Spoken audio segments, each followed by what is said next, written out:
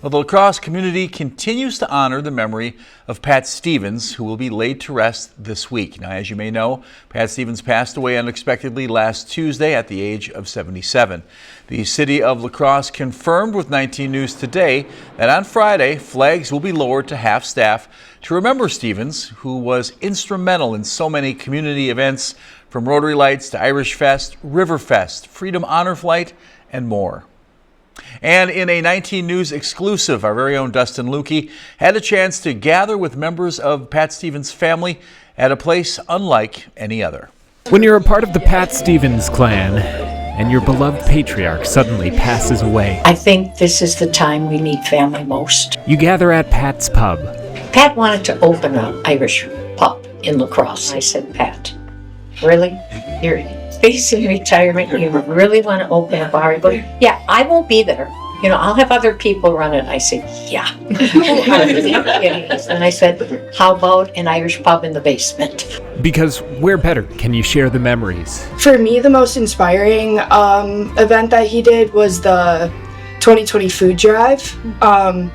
It was obviously a tough year for everyone, and as someone who was graduating and leaving the La Crosse area, to see the impact that could have on the people around you in the toughest times. But again, to us, that was just time we got to see him and time we got to spend with our family. The support. Everyone knows Irish Fest, Rotary Lights, Freedom Honor Flight, and how he was so busy with all that. But on top of that, like, I know my senior year, he never missed a single football game, basketball game, track meet. The love and inspiration. I was kind of on one of the most recent sleepless nights, reflecting on, oddly, the Footprints poem. And, you know, I was thinking about how often he has walked alongside us, and, you know, two sets of footprints. And there is no one that can fill his shoes. It is impossible. I'm gonna try to lead Irish Fest as best I can, but I can't replace him. And you start to hope, as the Footprints poem goes, that at some point there's only going to be one set of footprints because he's going to be carrying us. The next steps forward may be the most difficult. But as the Irish blessing begins, may the road rise to meet you. And for the family of Pat Stevens, an outpouring of support is already uplifting. To see like all the recognition that he is getting,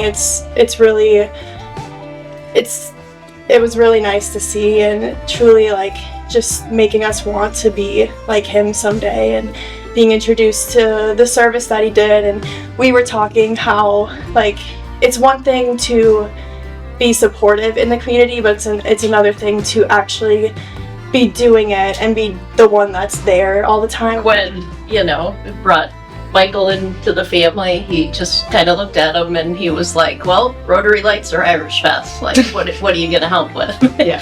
So. I said they were both lovely, and he corrected me. He said, no, Irish Fest or Rotary Lights. You know. Yeah, I think with the eyebrow. Yeah. And whenever Irish eyes might find it difficult to smile, they can always find comfort at Pat's Pub. Family is so needed, and I wish everybody would appreciate every single day they have with their kids and with their spouses, because it can end way too quickly.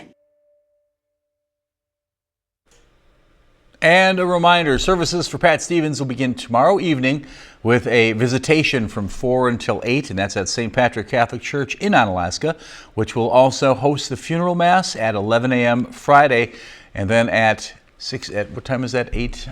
Sorry, I'm a little blurry there. At 6 p.m. Friday. There it is. 6 p.m. Friday. Celebrations on the river on French Island will hold a celebration of life. And if you attend, you're encouraged to bring a non-perishable food item to benefit the Hunger Task Force.